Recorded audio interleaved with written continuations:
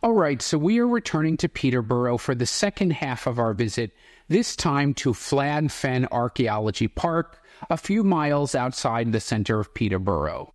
Now, Flag Fen is another one of the key sites, along with Must Farm, in this swampy basin around Peterborough that seems to have been a population center in prehistoric times.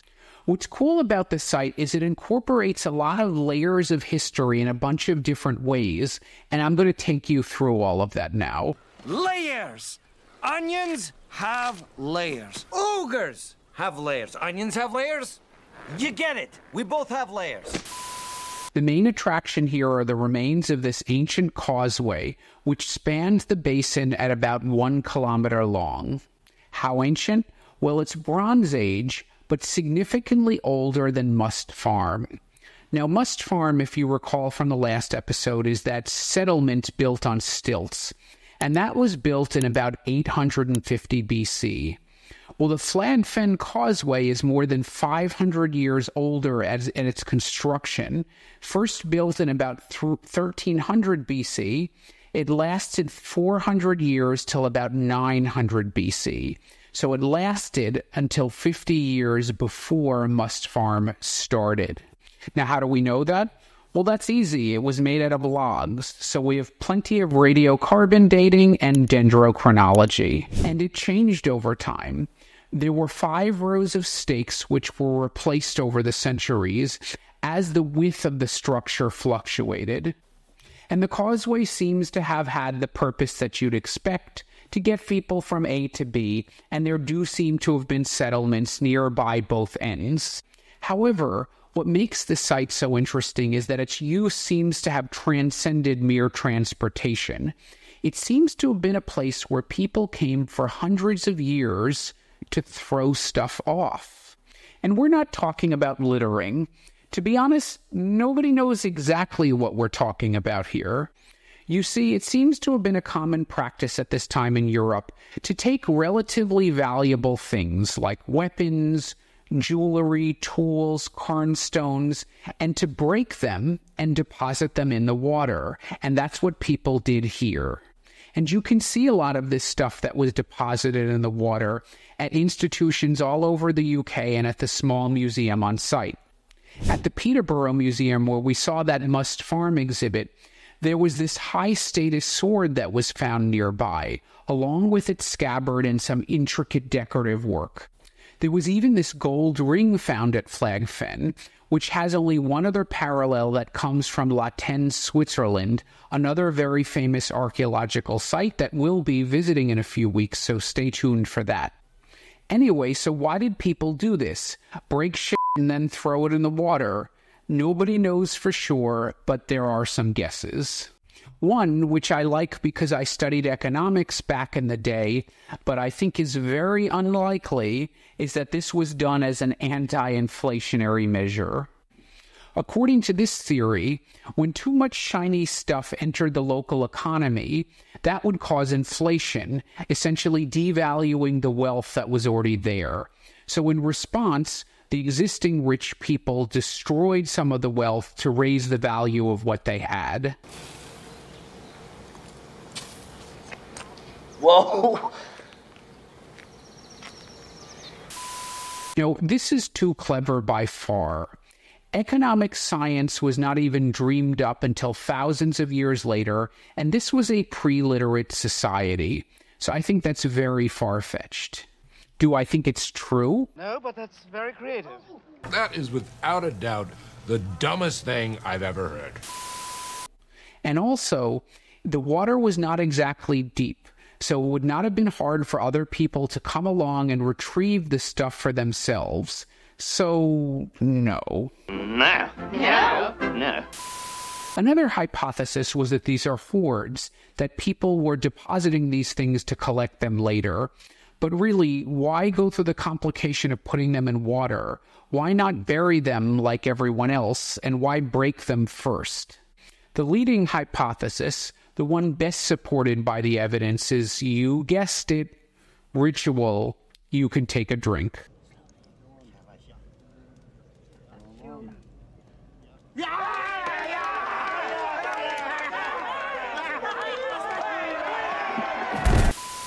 You see this practice, depositing valuables in the water, broken and at other times unbroken, was commonplace. And in fact, we still do it today. Where do you think the concept of a wishing well came from? What'd you wish for? To make it with Andy.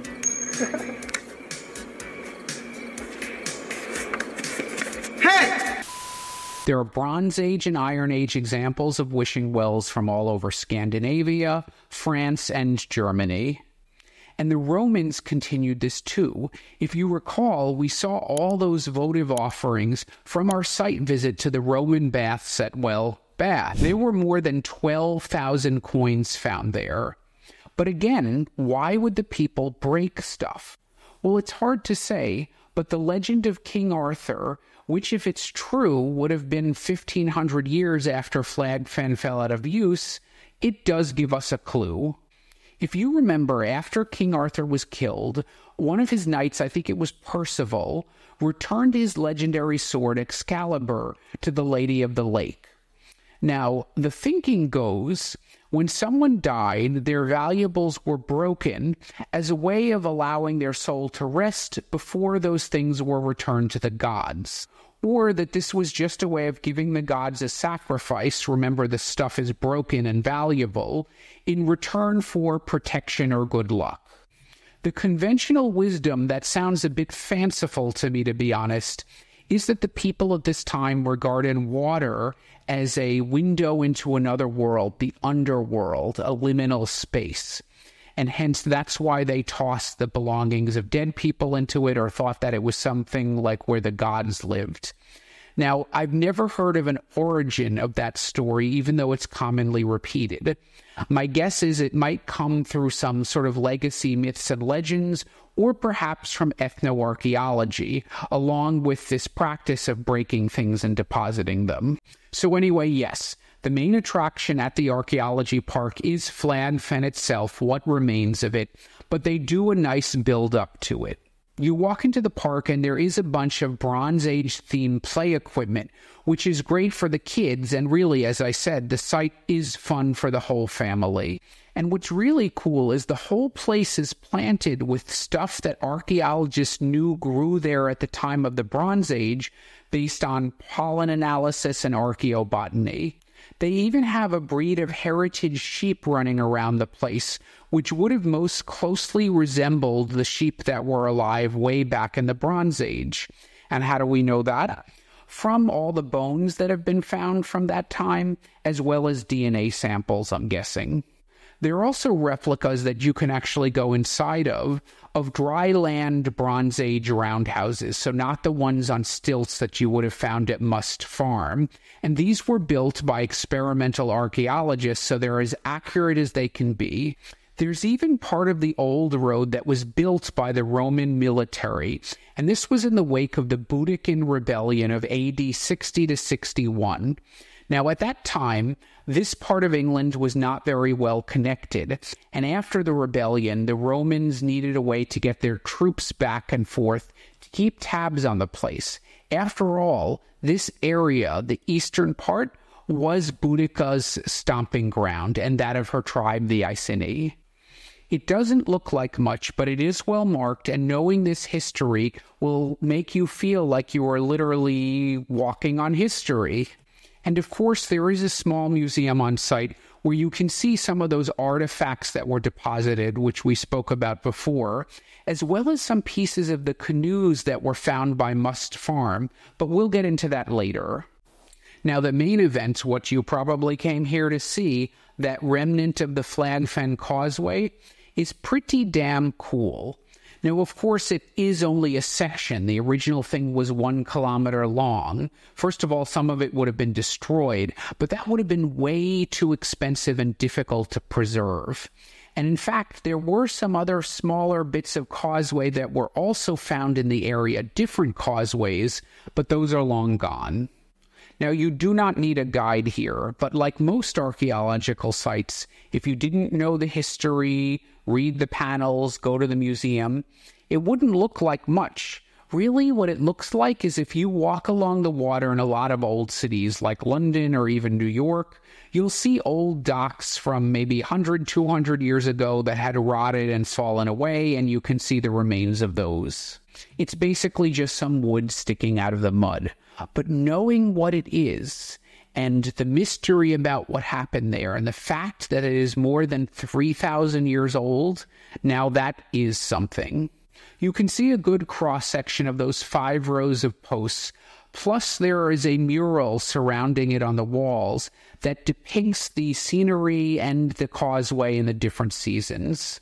And here, too, there are some informative information panels, plus a really cool model that shows you how the site changed from the Neolithic all the way to modern times. And all that water you see is to preserve the planks, because if those dry out, it's game over.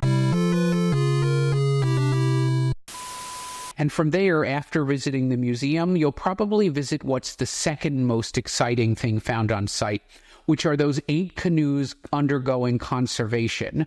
Now, if you remember from our site visit to the Hunley, that is a very long process to preserve those things. They inject the wood with some kind of a wax-like substance to fortify it.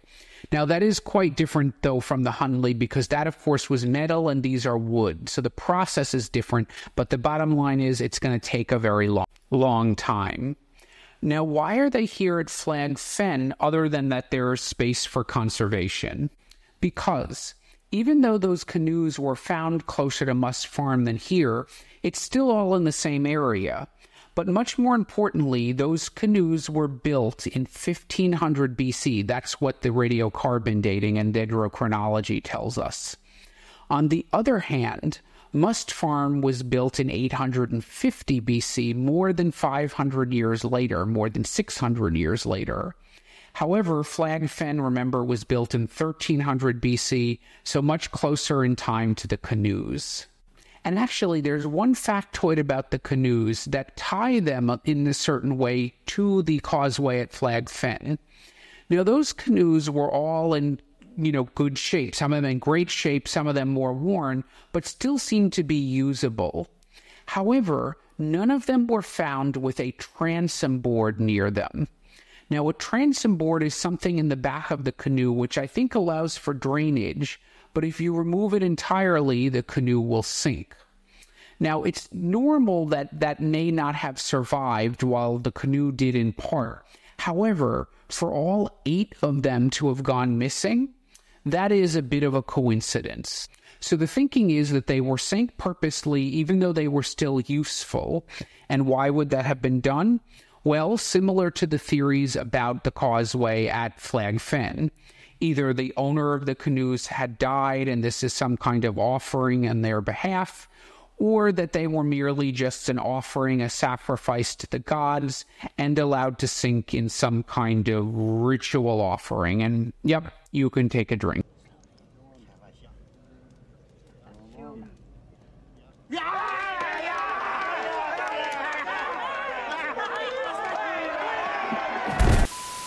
Oh, and going back to the small museum on site, you can also see that wheel I talked about in the context of Must Farm, where it was found. To refresh your memory, that's the oldest wheel ever found in Britain, should be one of the older ones in the world, and it's actually made out of 3 pieces of wood, 3 different kinds of wood, to maximize its durability and functionality. So pretty ingenious, actually. Some of my other favorite artifacts were this elegant pin, definitely made with both form and function in mind. And there was also this pair of very well-preserved shears or scissors, actually carefully fitted with their own carrying case. So all in all, it was a really great visit between the artifacts, the structures, the plants, the animals, the features of the land, stuff for people of all ages. It really was a good time all around. Now, I'm probably not the yardstick because I'm such a nerd, but I probably spent about 2 hours there in total. Now, the site is managed by a charity that was helped set up by Francis Pryor, a pretty legendary British archaeologist who actually discovered the site himself in 1982. He's on a well-deserved retirement, but I think he's still somewhat involved. And with an entry fee of just £6.30, that's actually pretty reasonable. The downside is, because this place is in the middle of the fields, there's no public transportation there. So unless you have your own wheels, you're going to have to factor in an 11 or 12 pound Uber ride each way. So there you have it, a local site that is probably not that well known to the general public, but is fun, fascinating, and really incredibly historically important nonetheless. So really, I encourage you to go out there and check what's in your local area. I think you'll be surprised at what you'll find. Hey, if you like what you heard, give me that thumbs up below, hit that bell to subscribe, or if you want to support more independent archaeology content, consider contributing to my Patreon, where you can enjoy some exclusive members-only benefits and other goodies. Until the next dig.